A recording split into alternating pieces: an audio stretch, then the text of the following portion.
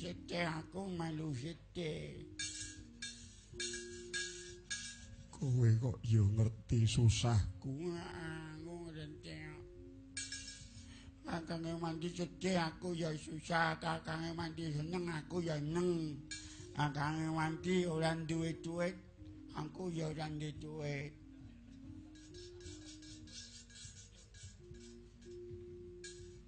Nek keng rokok duwe utang napa sampean nggih ngerti? Aku ya ngerti to, gaene aku sing nyauri. Nek keng rokok remen kare lari estri. Urung tau kakange mantri adoh karo langening wong wedok. Kakange mantri adan bagus ning ora seneng karo wong wedok. Atik ndek mben kongkon aku. Kon nakokke. Nakokke apa to, Gong? Gong. Sing wong ndek mben kae SMS-en. SMS kok dindel-ndelke. Gableke SMS ora cetha. BB ora jedak.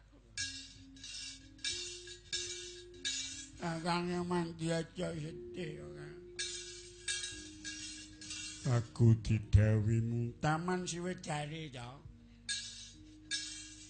apa kowe ngerti? Ngerti aku mbiyen gaene dolan kono. Ana ngendi? Ana Taman Siwedari. Oh nggih deng kalih kula to Petuk Tarjo to.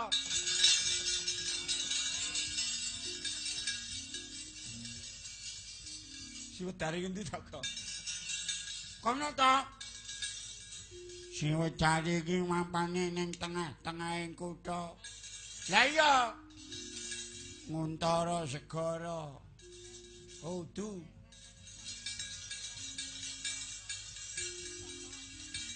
Ning Nguntara Segara kayangan ning Bathara Wisnu. Yen ngono aku Trena-rana ya Di. Oh, tak kekenangan ning kowe kudu tak gendong merga Kakange Manti ora iso mampur kok.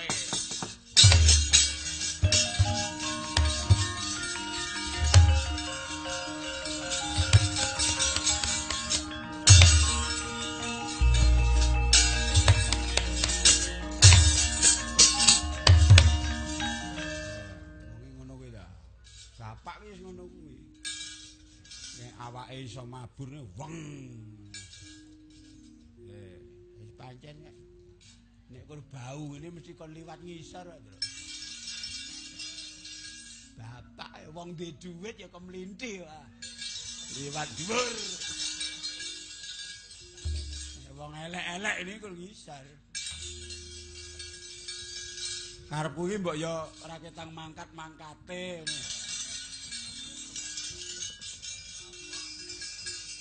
Nah aku pilih muliye.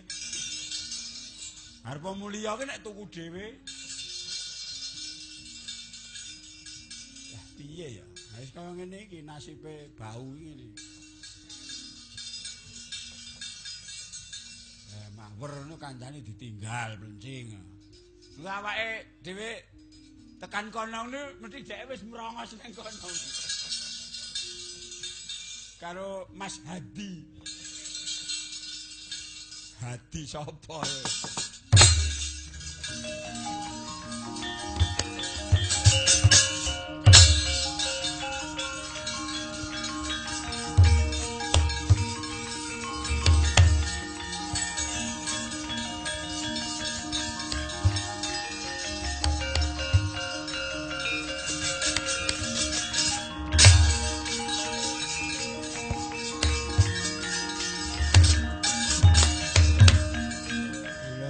Kakange Mandi Taman Sejarike. Waduh apik banget ya. Ya, iki kayangan Bathara Wisnu duwe klangenan taman kaya ngene iki, Kakang. Maca padha kono ora ana, Ora nono. Ora ana. Layak to layak kok endah asri hang luwi. Banjur kepiye dinggon kumbayong menyang negara Maespati. Aja samal Kakang. Aku bakal ngrewang-ngrewangi Kakang Manci mung wae aja nganti ana kang padha krungu nek sing muter Bambang Sukasrana. Aku seneng Kakang Mantri dadi piyayi. Mung kowe ngrewang-ngrewang ngono ya Kakang. Aja ngono. Yen to pancen si Adi kang bisa muter taman iki sewengi. Mengko sawuse rampung purna si Adi tak sowanake sinuwun Prabu Harjuna Sasra. Bakal tak aturake yen to sing bisa nandangi Yayi Sukasrana. Aja Kakang. Sukasrana ya Sumantri, Sumantri ya Sukasrana. Jiwaku ragaku kabisanku kabeh tak ujukake kanggo dulurku sing tak tresnani. Adiku di adiku. Iya tak trimo banget Sukasrana. Lewang-lewang ana memuja ya Kakang.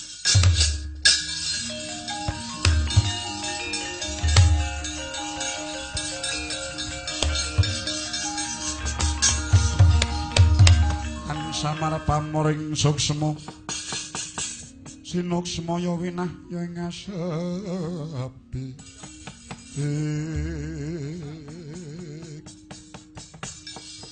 eling-eling Bambang Sukasrana najan to cendhek cilik cebol kepalang wujude ora mbejaji palandene kasinungan kawegekan ingkang linangkung Angrakit kang mantram sakti ana daya luweh ingkang mijil saking anggane. Soyageng kang daya nempuh Taman Sriwedari. Kaya binedol. Mumbuling gegana. Manjing jroning tengah kita gara negari Maespati.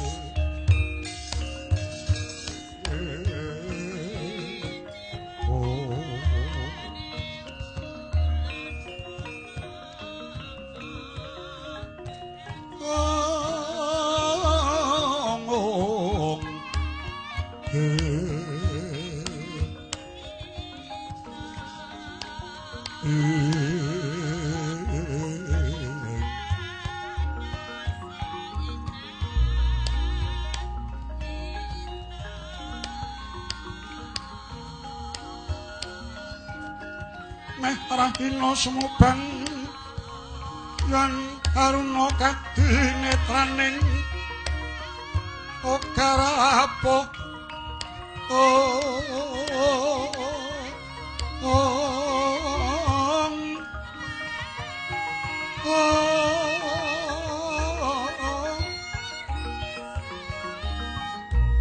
sataning kukiloring kanikara kageter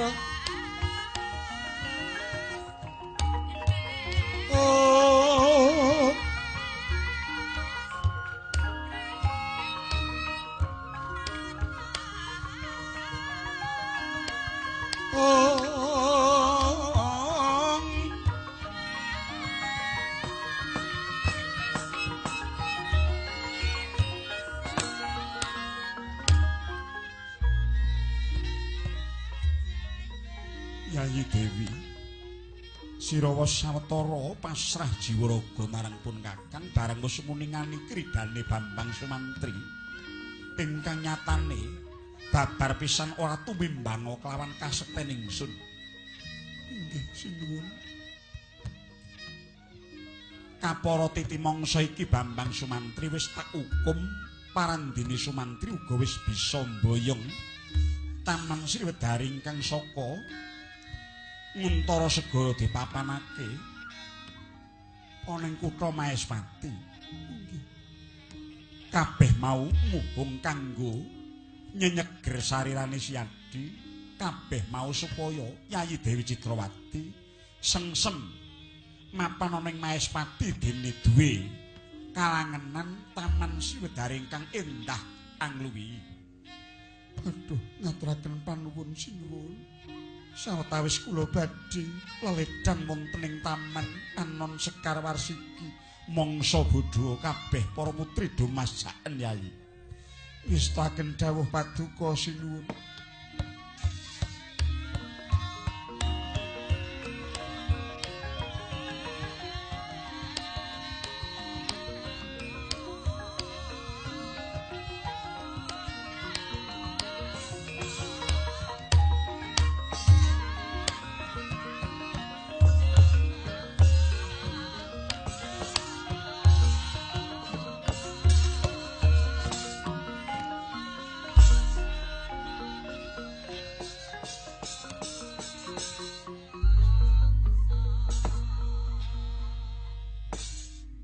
Sumantri kula wonten dawuh nadan ingsun bisa wujud brahala lan bisa nekem jagat iki nanging isih kesandangan rasa ngungun. Para dewa wis meca menawa ora bakal ana titah ingkang sembada muter Taman Sriwedari saka Nguntara Segara menyang Maespati. Mongko Purwa Madya Wusana wis tatas panyawangku keluwihanmu sasat dudu menungsa. Kawegiganmu ngungkuli dewa kayangan. Mula kudune sing menang garwa Yayi Citrawati kuwi dudu aku nanging sira. Mung wae lakuning lelakon sadengah titah mung kudu anut wasesaning pepesthen. Sumantri tampanan woing kasetyan miwah kabisanmu ingkang mbok unjukake marang negara Maespati lan ratumu Harjuna Sasra. Dina iki sira tak wisuda dadi patih wrangkaning sun peparapa patih Suwanda.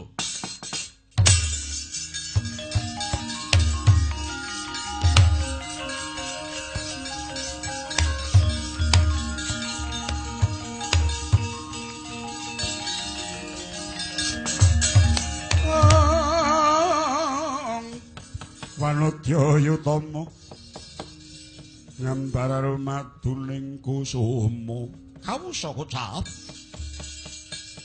ora kaya ingkang leledang madaning Taman Sriwedari nenggih Dewi Citrawati miwah sangya para putri Domas. Ana wit naga puspa ingkang kapulet lunging gadung. Sesekaran hamonca warni jinembangan tinata saponta-ponta. Hargulobang sekar sruni anggrek wulan. Sedaya karya semseming nalana balumbang ingkang wening tirtane wadre padha kumambang mataya. Saya manengah tindak ira sang ayu Dewi Citrawati. Wancine jam 10 esuk gatel-gatele panas. Drupya miyak sesekaran. Kagyat handala jeleh-jeleh ana buta bajang ingkang nglemprak.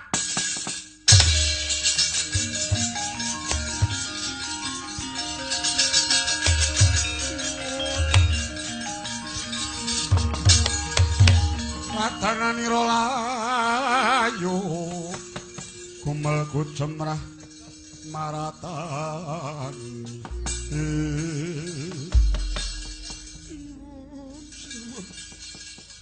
Sangat mboten nyinten. Paduka kagungan taman kagungan ing Bathara Wisnu. Jebul paduka mboten lomba. layak Paduka saged ngrawuhaken Taman Sriwedari saking kayangan jebul Paduka ngingu klinthah. Kula mboten badhe nglajengaken dados garwa Paduka. Kula badhe wangsul dhateng Magoda. Menawi Paduka mboten nyingkiraken buta bajang kala wau sinuwun. Oh.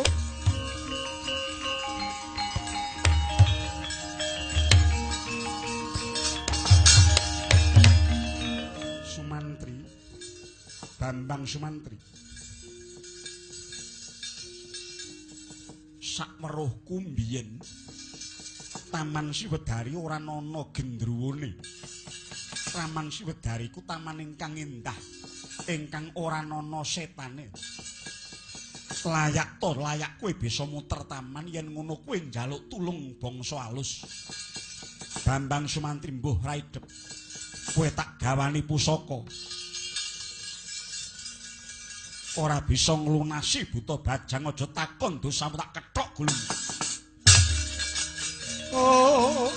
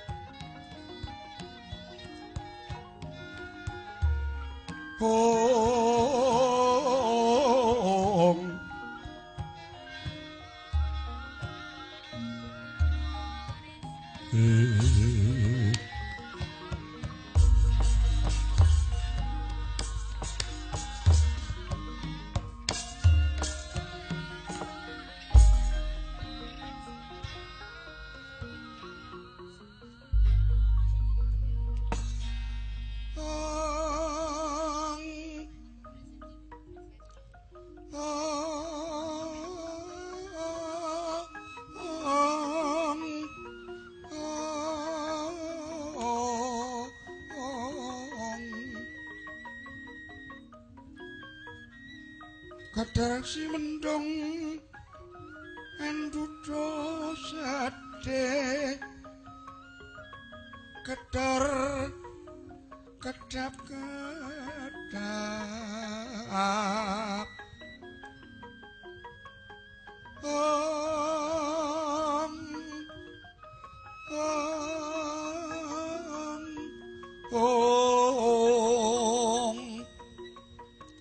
Kang pepadang lir kalinde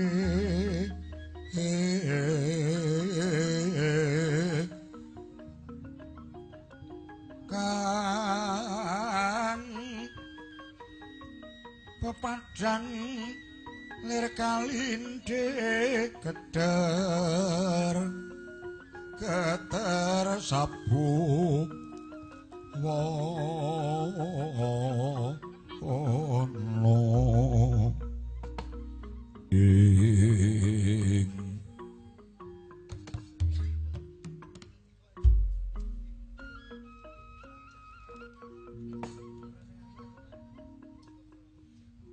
Sukasana adikku di adikku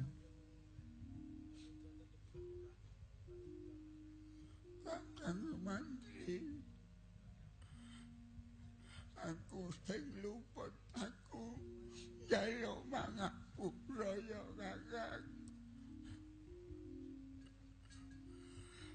aku mau wis mantul karo Kakang Mantri. Yen aku aja nganti ketok dening sapa wae. Aja nganti ana kang weruh. Yen to aku kang biyantu Kakang Mantri nanging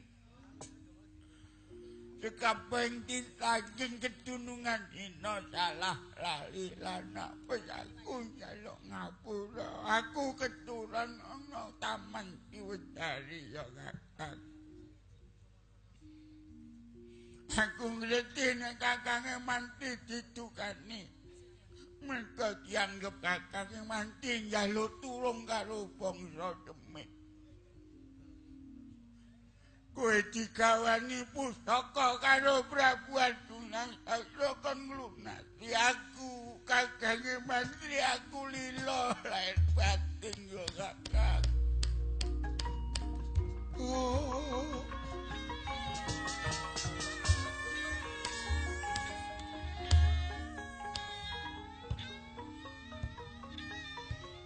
Kakang Mantri kowe netepana kesaguhan ya Kakang. Wong urip ning alam padang nentepi dharma ya Kakang. Kowe satriya. Kowe satriya. Ora susah kowe dadak wikih ringa-ringa. Aku wis ngentengi ati. Aku wis ngentengke babagan kadonyan. Jumlah ajimu Sukasrana sing jeneng kajatening urip sing jeneng pati kuwi ora ana ya Kakang. Tegese urip kuwi langgeng. Sing diarani pati kuwi mung rucate urip ninggalke raga wadak. Sejatine uripe tetep widodol ning alam kang mulya. Mula janji wis wani mati wis ora bakal duwe rasa wedi. Ora duwe rasa sedih susah anane mung sarwa gelem.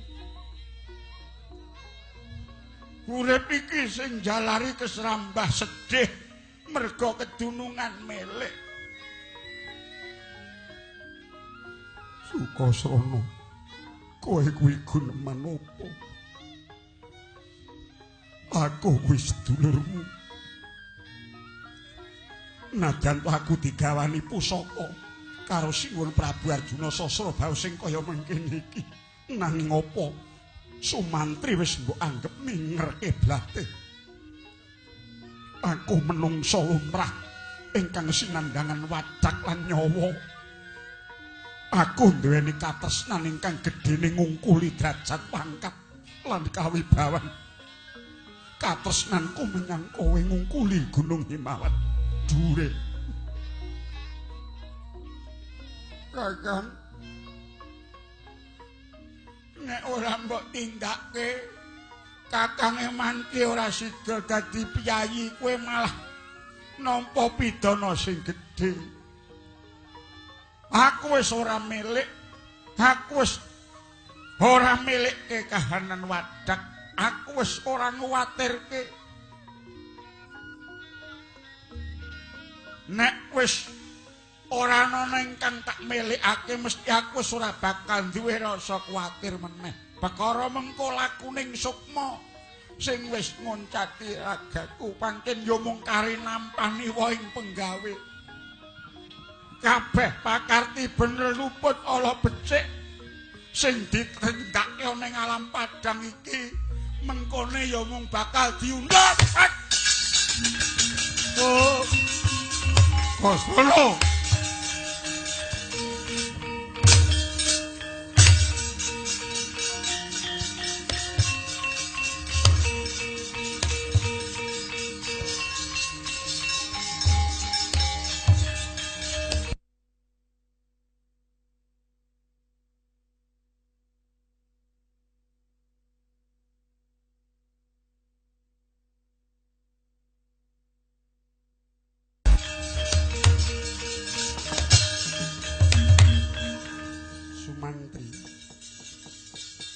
Sumantri. Kuwi sapa Sumantri? Menika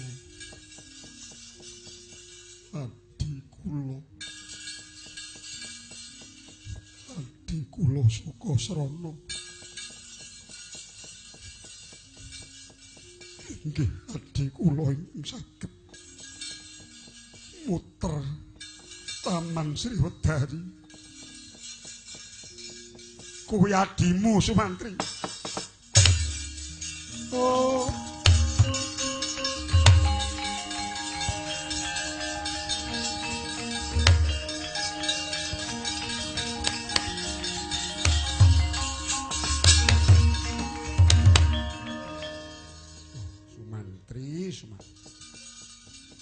Kabar sumebar pawarta wis rata.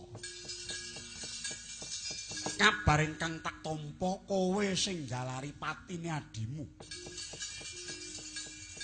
Kapecahnu kula nderek sanes kula.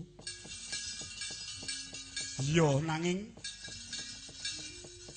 aku ngerti patine adimu jalaran saka kowe. Sinuwun Harjuna Sasra. Nanging ugi mboten lepat awit panjenenganipun mboten priksa menawi menika sedherek kula. Oh. Jaring aku Ratu Titis Wisnu kok ora titing pamawas. Wisnumu ana ngendi Harjuna Sasra? Aku pamanmu Suwandakning Jatisrana. Tegese patine Bambang Sukasrana sing tak tresnani lan kuwi adine Sumantri. Nyawane lelabuhane mung dilangke sak kemprangan. Besok muktimu ya mung sak kemprangan.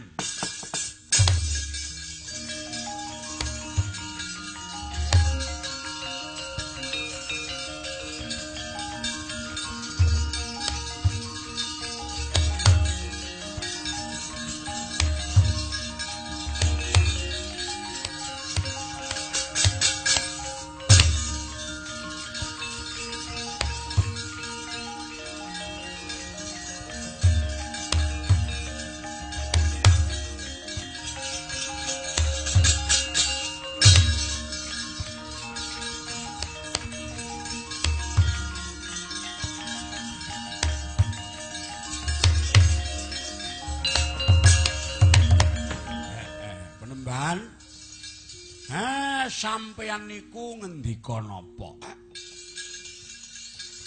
Kula ngerti nek ati sampeyan pingget margi saking lampan menika nanging sampeyan niku pendhita.